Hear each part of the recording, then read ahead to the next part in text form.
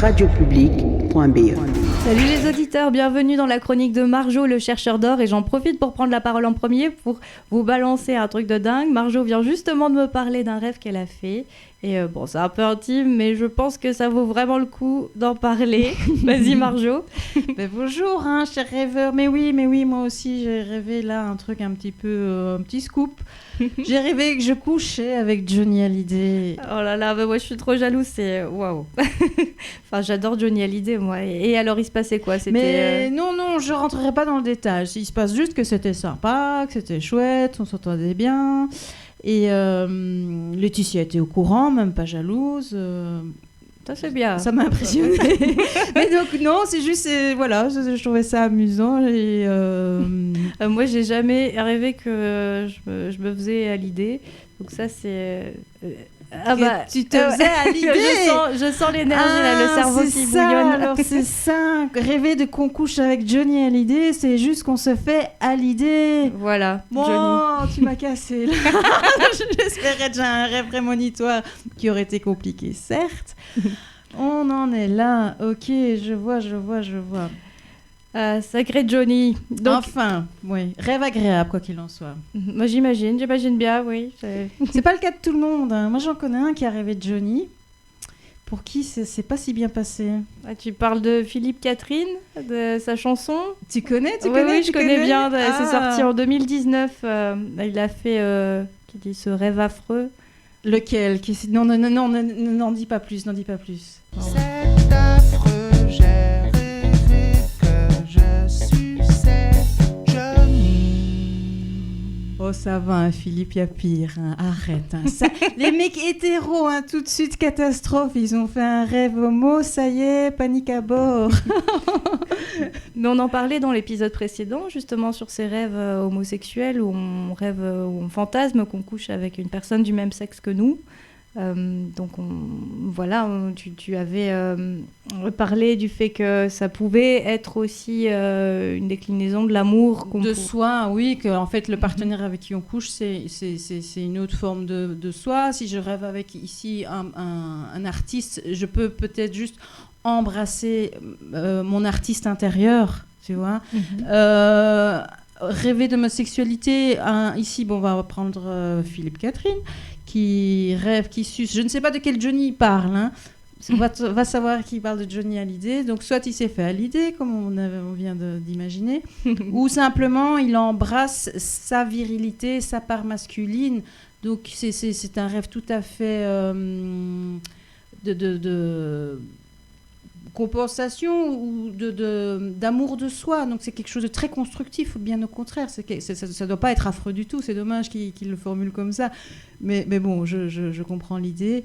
Et donc voilà, c'était juste pour informer que c'est un rêve courant et que, homme ou femme, qu'on rêve d'homosexualité ne doit pas nous inquiéter outre mesure. Si on n'est pas très au clair avec son orientation, peut-être faut-il faire une expérience pour en savoir mieux, davantage, ce qui nous convient. Et si on est très au clair mais que ça nous effraie, prenez juste vraiment la symbolique, quoi. Prenez juste la symbolique. Et en parlant de ça, j'ai ici un couple qui me vient en tête, Albin et Renato. Ah oui, la cage aux folles. Tu t'en souviens? Oui. On est en 1980, je ne sais pas si tu étais déjà née. Non, mais je vois bien les films, oui. Donc en 80, donc c'est la cage aux folles 2. C'est ça, oui, il beurre ses tartines et il fait un rêve. Renato. Non, Albin un rêve du fils de Renato. On l'écoute. Comment? Mon fils, il se marie. Oh, tu es bête. Tu sais ce que je lui ai acheté des sols. Il adore les sols, et moi aussi d'ailleurs. Je voulais prendre des langoustes, et puis les langoustes c'est un peu cher, donc je dis les sols. Mais c'est drôle, ce que tu viens de me dire, parce qu'il y a 8 jours, j'ai rêvé qu'il se mariait, le petit. Alors on était tous à l'église, et on pleurait. C'est pas vrai, Renato? Une espèce de fille qu'il a rencontrée à l'université. Ça devait arriver. Avec une fille? Quelle horreur, mon Dieu. Le pauvre, il lui arrive un drame, le pauvre. Mais ce qui, j'aime beaucoup, c'est cette idée-là. Je suis convaincue qu'il y a plein de gens à qui c'est arrivé quand il s'agit de nos proches, quand il s'agit d'événements marquants, de vraiment comme si on était en connexion avec nos proches, de rêver à l'avance l'événement.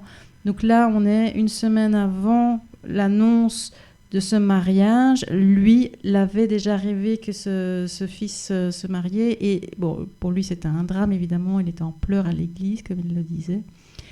Donc voilà, j'aimais bien ce petit passage. On va terminer avec un texte de Verlaine qui, lui, a été marié à Mathilde et couché avec Rimbaud. Okay. Et donc, il nous parle d'un rêve d'une femme. Étrange et pénétrante. Je fais souvent ce rêve étrange et pénétrant d'une femme inconnue et que j'aime, et qui m'aime, et qui n'est chaque fois ni tout à fait la même, ni tout à fait une autre, et m'aime et me comprend. Car elle me comprend et mon cœur transparent, pour elle seule, hélas, cesse d'être un problème. Pour elle seule, et les moiteurs de mon front blême, elle seule, elle sait rafraîchir en pleurant. Elle seule laissait rafraîchir en pleurant, excusez-moi. Est-elle brune, est-elle blonde, est-elle rousse ? Je l'ignore. Eh ben... Oui. Et on parlait des coïncidences, là, par rapport à Michel Serrault, qui fait ce rêve et que, juste après, voilà, il rêve du mariage.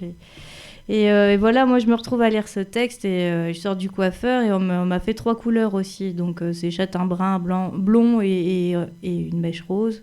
Et voilà, je me retrouve à lire ce c'est rêve. C'est fou. Donc, c'est vraiment les rêves, l'art. C'est comme si la vie imitait l'art. C'est comme la vie nous rattrapait. Le rêve était vraiment plus intimement lié à ce qu'on pense, à la réalité. Donc, ne négligez jamais ce genre de détails. Ce sont vraiment des clins d'œil que la vie nous envoie. Donc les pensées et les rêves créent notre réalité et la vie est pleine de coïncidences, il suffit juste de les regarder. Absolument.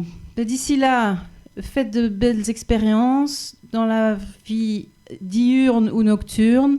Vous nous les racontez au 0465 14 69 22 et on vous retrouve dès la semaine prochaine.